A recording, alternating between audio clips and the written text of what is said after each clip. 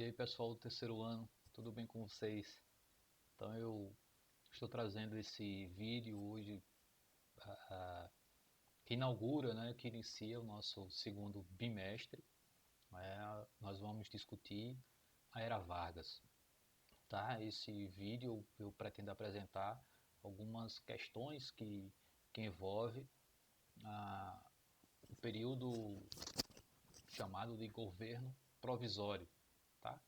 E aí depois terão os outros vídeos que nós vamos destacar as outras, as outras partes, os outros momentos desse período, né, em que Vargas governou o Brasil de 15 anos, entre 1930 e 1945.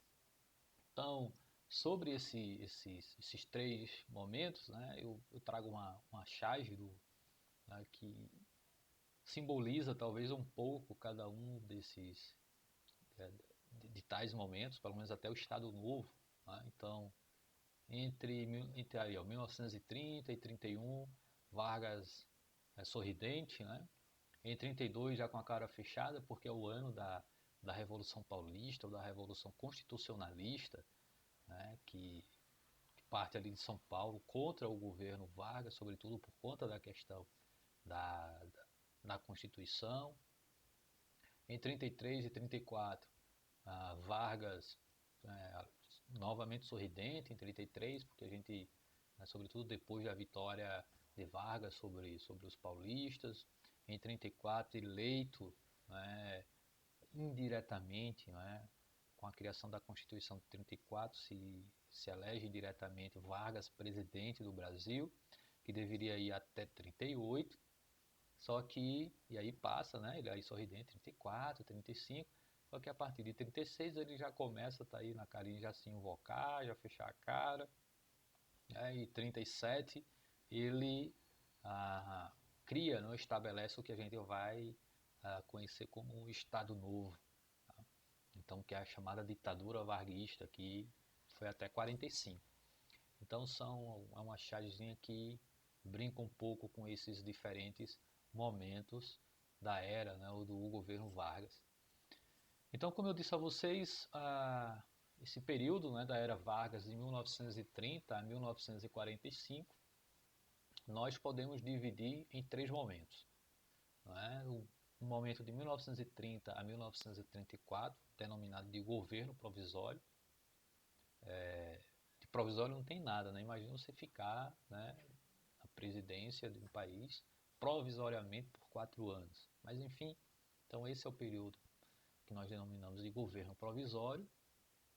O governo constitucional é o governo em que Vargas é eleito, né, indiretamente com a criação da Constituição de 34, mas aí ele se torna legalmente, né, e constitucionalmente o presidente do Brasil. Isso deveria ser de 34 a 38, só que está o recorte em 37, porque em 37, aí o terceiro período, ele decreta que vai ser denominado de Estado Novo, né, o período da ditadura Vargas, que vai se encerrar em 1945. Tá? Então, nesse primeiro momento, nós vamos discutir algumas questões, algumas características desse período de 30 a 34, que denominamos de governo provisório. A primeira coisa é lembrar a chegada de Vargas ao poder, em 1930. Né? Vargas chega ao poder depois de um golpe, né? Depois ele perde as eleições e, não aceitando a derrota junto com todos os seus segmentos, né, que vai acusar as eleições como sendo fraudulentas e não reconhece a vitória do Júlio Prestes, né, que era o candidato do presidente da época, que era o Washington Luiz, e apoiado, né, em um pretexto que eu falei no vídeo anterior, que é o assassinato daquele que foi seu candidato a vice, o João Pessoa.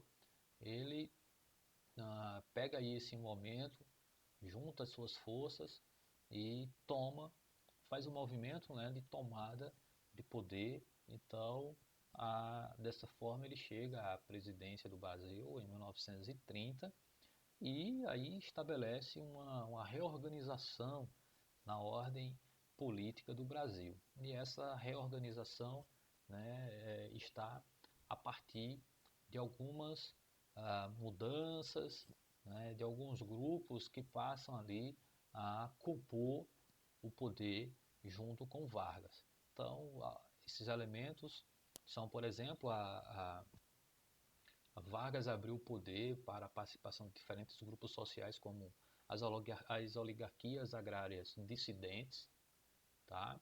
Os militares, né, sobretudo tenentistas, a gente falou do tenentismo no vídeo passado, os industriais e grupos, né, os segmentos da classe média. Então é esse novo rearranjo que a gente vai começar a observar com a chegada do Vargas ao poder. Tá? O governo provisório ele vai ser montado sobretudo com representantes do Rio Grande do Sul e de Minas Gerais. Né? Como eu coloquei aqui, pessoas ligadas aos dissidentes da República Oligárquica também serão contempladas e muitos tenentes, né, acabam se tornando interventores, né, no governo federal nos estados, né, passam a ser os chamados presidentes de estados, né, como serão chamados, que seriam que nós chamamos hoje de governadores. Né. Dentro desse grupo que compunha o movimento tenentista, né, e que depois compôs ali com a coluna Prestes, né, um dos poucos que não irá participar do governo Vargas é justamente a figura do Luiz Carlos Prestes. Tá? Ele não participa, né? É chamado, é convidado, né, a participar do governo, mas acaba não participando. Né? Talvez já prevendo o que viria pela frente, né? Ou as intenções ali que levaram Vargas a partir de 37 instaurar uma ditadura. Uma das características já que Vargas começa a demonstrar nos primeiros anos, ainda no governo provisório, é o uso, né, da sua imagem, a criação da ideia de um governo popular, um governo que se identifica com as massas populares. Né? Isso se dava sobretudo em comemorações no dia 1º de maio, é o dia do trabalhador. Então era uma maneira de Vargas aí, né, se aproximar da classe trabalhadora, da população, e isso sem dúvida vai contribuir para que o Vargas tivessem uma aprovação, né, muito respaldada entre as camadas populares. Tá? Então essas imagens representam bem esse tipo de comemoração, de atividade desenvolvida no governo Vargas. Tá? Então, quais são ali algumas decisões tomadas por Vargas ao assumir a presidência do Brasil, né, a partir de 1930? Então nós temos, vejam só, né, o fechamento do Congresso Nacional, o fechamento das Assembleias Legislativas e o fechamento das câmaras municipais. Ou seja, os órgãos que eram órgãos de representação popular são fechados pelo governo provisório. Além disso, a Constituição em vigor no Brasil, que era a Constituição, ainda a primeira Constituição da República, que era a Constituição de 1891, ela é suspensa, né, e também são extintos os partidos políticos. Né. É claro que havia coisas na Constituição de 1891 que deveriam ser reformuladas, modificadas, mas eu acho que a suspensão só deveria acontecer previamente uma outra, né, que vai ser inclusive reclamada em 32, que a gente vai discutir daqui a pouco. Então, enfim, há a suspensão da Constituição em vigor no Brasil. Tá? Do ponto de vista econômico, né, uma das principais ações de Vargas do setor econômico vai ser a retomada da política de valorização do café.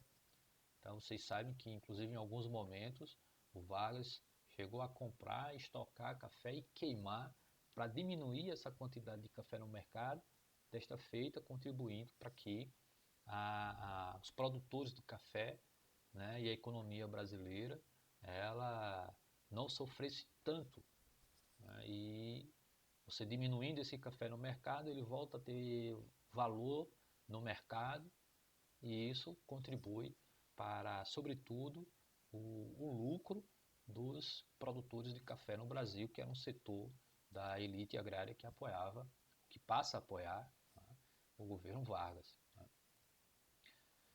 Em meio ao governo provisório e nessas discussões sobre, né, o fato da Constituição estar suspensa e não se ter uma nova Constituição, se começa a ter alguns conflitos, né, sobre as posições que o governo Vargas deveria tomar.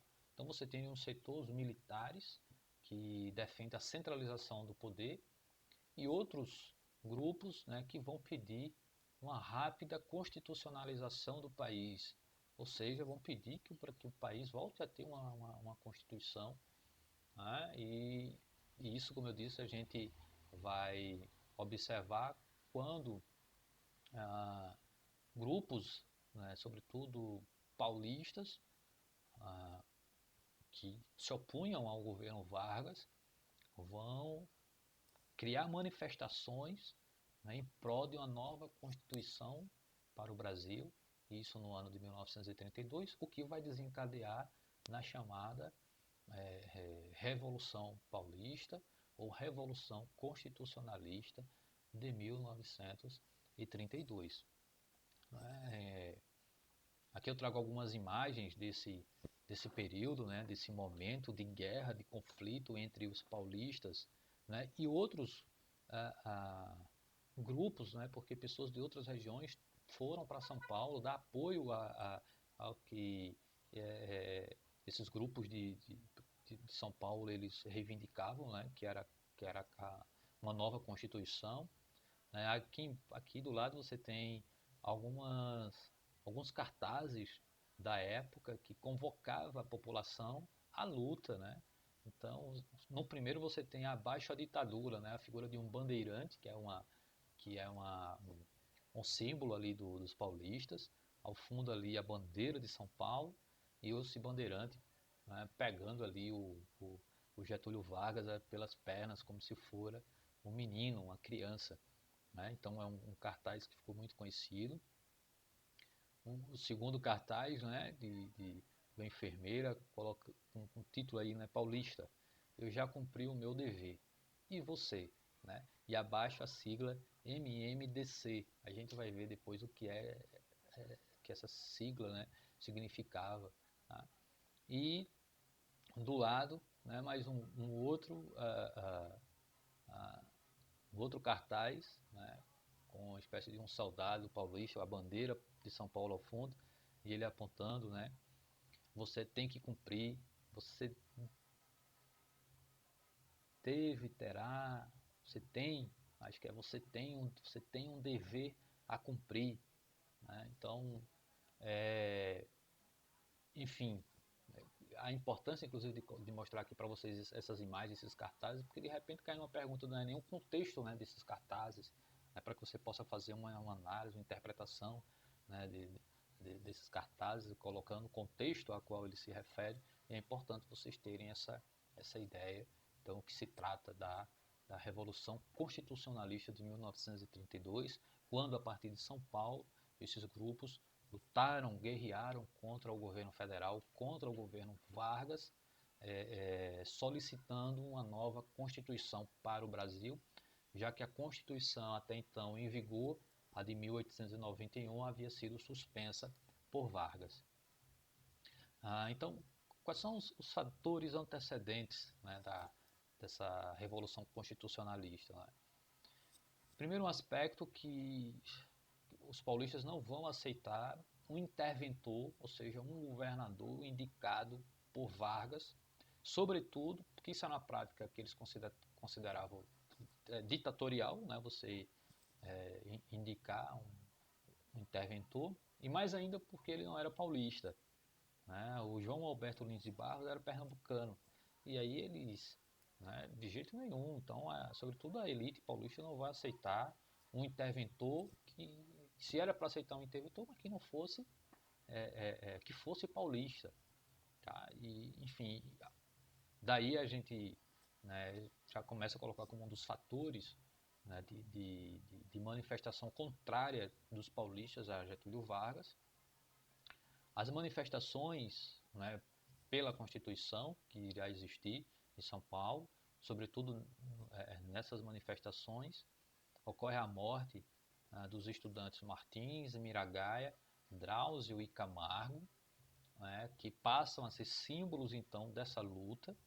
É por isso que no cartaz anterior que eu mostrei, a gente viu lá a sigla MMDC, né, que significa, né, esses jovens assassinados nessa manifestação, né, e eles se tornaram símbolos de luta.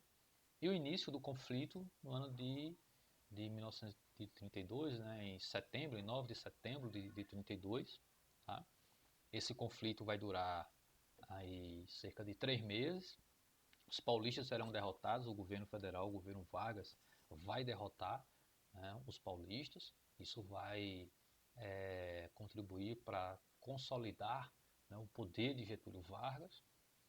Mas se a gente pode extrair da Revolução Constitucionalista um fator positivo, é que no ano de 1933 Getúlio Vargas convoca, né, a Assembleia Constituinte, ou seja, ele convoca, ele cria uma eleição para a escolha de deputados que irão então elaborar uma nova Constituição para o Brasil. Isso, então é criada a Assembleia Constituinte em 33 e em 1934 essa Assembleia Constituinte apresenta uma nova Constituição para o Brasil. A gente vai estudar os aspectos dessa nova Constituição no próximo vídeo, tá? O fato é que talvez essa pressão, talvez não, com certeza, né, essa pressão oriunda da Revolução Constitucionalista fez Vargas decidir, então, pela criação de uma nova Constituição. Essa nova Constituição é que elege, né, indiretamente, eu digo indiretamente porque não foi o povo que elegeu Vargas, mas esse grupo de constituinte estabelece que Vargas, né, passa a ser o presidente, então, entre 34 a 38, que aí é o período constitucional, como me referi antes para vocês. Tá? Então, essas são as principais referências bibliográficas e fontes que eu utilizei para construir e planejar este vídeo, esta aula. Então, espero que vocês tenham entendido, espero que vocês tenham gostado, né? Então, esses são os principais elementos aí desse período chamado governo provisório. Farei outros depois sobre o período constitucional e o Estado Novo, certo? Qualquer dúvida, estarei lá no horário das nossas aulas para discutir com vocês, para diminuir qualquer dúvida que vocês tenham sobre esses pontos que eu coloquei aqui. Então é isso, até a próxima, pessoal. Fiquem com Deus.